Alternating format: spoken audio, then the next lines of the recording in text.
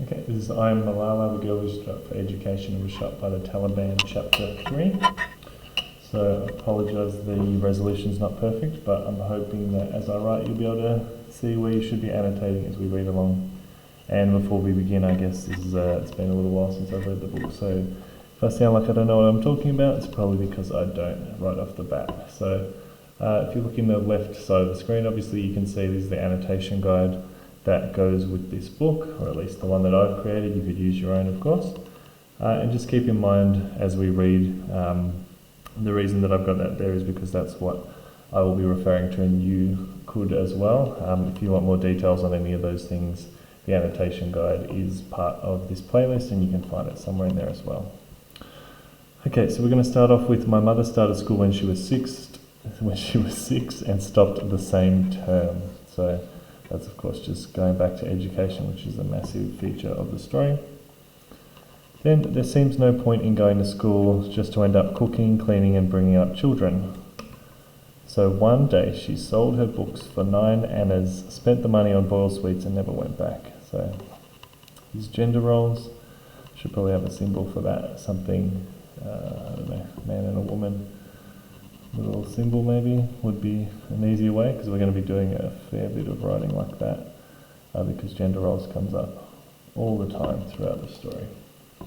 So obviously Malala doesn't want to be like the mother that she describes there, so I guess it's kind of like, you know, that's part of her reason for doing what she does. And then he thought there was something more important than knowledge. So again, that's education, and we know Malala does not agree with that statement, I guess. And then over here on 33, we've got his sisters, my aunts, did not go to school at all, just like millions of girls in my country. Education had been a great gift for them. So yeah, not only how education is good, but how it's changed their country, and also we've got gender roles again, so I'm going to try and draw a little stick figure of a male and a female outline, just to make it simple. And then here we've got activism. So the school that my father dreamed of would have desks and a library, computers, bright posters on the wall, and most importantly, washrooms.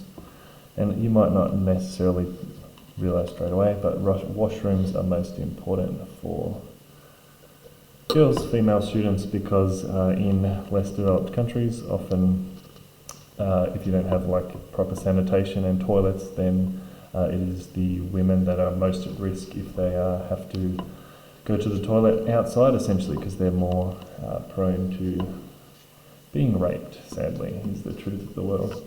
So 34 and 35, nothing to report, so that's good to know. 36 and 37, likewise, so these are just description, just taking us through, nothing especially juicy. Let's see, this is a nice little motto. We are committed to build for you the call of the new era. I don't know. And then we go up here, I girt my sword in the name of Afghan honour. So that might be useful for a little bit of kind of violence perhaps, and sort of allegiance as we go through. But other than that, we're just going to skip through. There's not too much juicy stuff in there. Okay, so page 40 rather, we've got, it was clear the superintendent wanted money. So basically Dad is starting up his school, and we're getting visited by the superintendent, who basically turns up and is essentially just asking for money under the table, or a little bit of a bribe, so that they can kind of, I don't know, keep an eye over his school, I guess, and that's not something he necessarily wants. So we've got top of 41, he decided to challenge the officials to protect other school owners from such bullying and corruption. So when faced with kind of a moral or an ethical challenge, Malala's father basically challenges it and is willing to be the one to stand up and maybe even take the fall in defence of what he thinks is fair and right. So the other principals took pay and bribes for granted, but my father argued that if all the schools joined together they could resist. So essentially what he's arguing for is some kind of union, some kind of collective action, and basically just collectivism, some kind of collective action, some sort of bringing together, some sort of a democratic approach perhaps. But my father has always been a romantic rather than a businessman. So it's just a nice section of characterisation, I guess, as well. And then down here, but my father is an optimistic man and never deterred by practicalities. So kind of he's high-minded.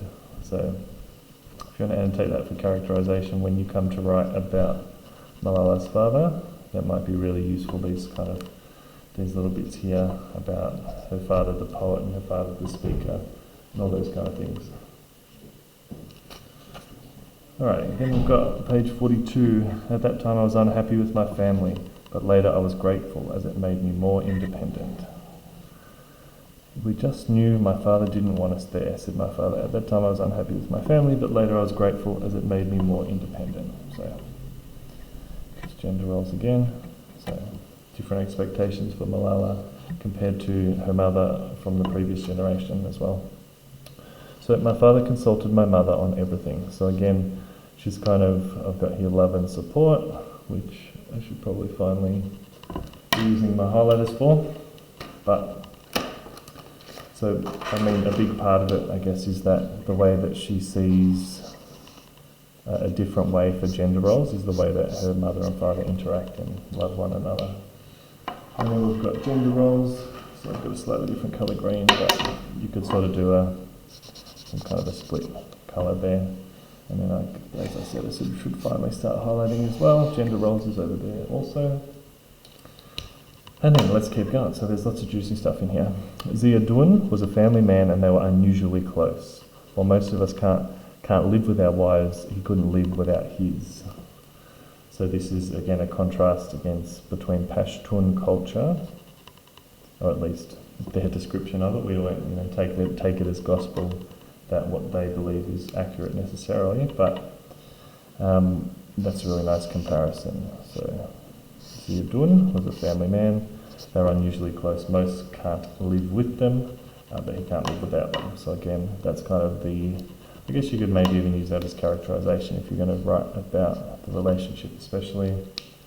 Because I guess what I'm trying to suggest is it's sort of this is her family life, which is her entire world from the beginning of her life, and then as she sort of moves out into the world, she's trying to pass on the values and the beliefs of her father and their relationship. So I think there was some problem with hygiene in that muddy place. Yeah, says my father.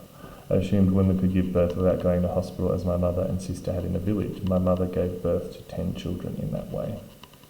So I've got here corruption. I don't necessarily think that's entirely accurate, but basically it's either commenting on corruption or just talking about the lack of development in Pakistan, either or. You decide.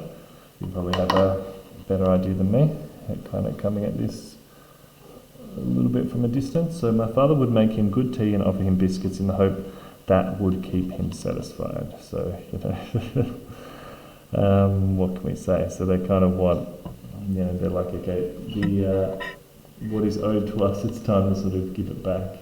And so he's I guess, resting on Pashtun politeness or some sense of politeness and just kind of being very kind to people when maybe hope that they forget that they're there to collect money to sort of get their bills paid by him. So at 44 we've got who claimed their meter was rigged and demanded a bribe. So again, just lots of corruption. So again, you want to be a little bit critical of the kind of dichotomy or the contrast to make it simpler for you to understand.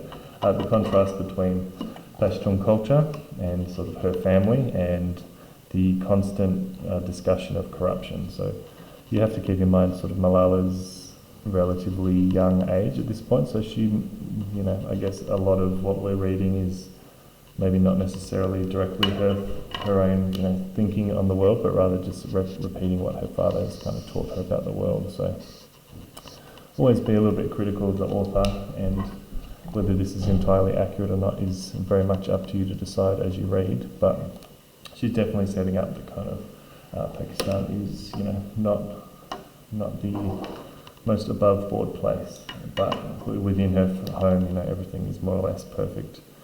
Alright, so we're talking about his second school, which we wanted to call the Molalla Education Academy. So I've got love and support here, and also high expectations.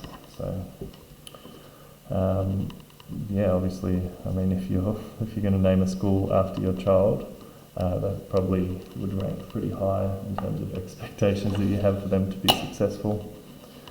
Alright, she's got here, you could say I grew up in school, so of course we're just going to draw another little lecture person, pointing at a whiteboard or a blackboard or whatever it is. And then we've just got foreshadowing for September the 11th, 9/11, the kind of when the planes crashed into the towers. We did not realise then that 9/11 would change our world too and would bring war into our valley. So that's a really nice example of foreshadowing. That's what authors do to kind of draw you into the story and to keep you reading. So that's chapter 3. Hopefully you can kind of make out enough of the information that we went through to sort of locate it within your own book. I'm conscious of the high contrast, but I think that's a pretty useful idea. It kind of gives us a bit of a background on her upbringing. We get a very strong kind of contrast between the corruption and the wrongdoing of society, but the kind of warmth and love within her home, and also the fact that her father is rather, I don't know, perhaps naive, and he kind of, you know, he's very much an idealist, and he thinks that the world can be in an ideal state, and he's not necessarily willing or aware of the realities of life in terms of, you know, paying bills and those sort of things. So that's chapter 3. I'll do chapter 4 now.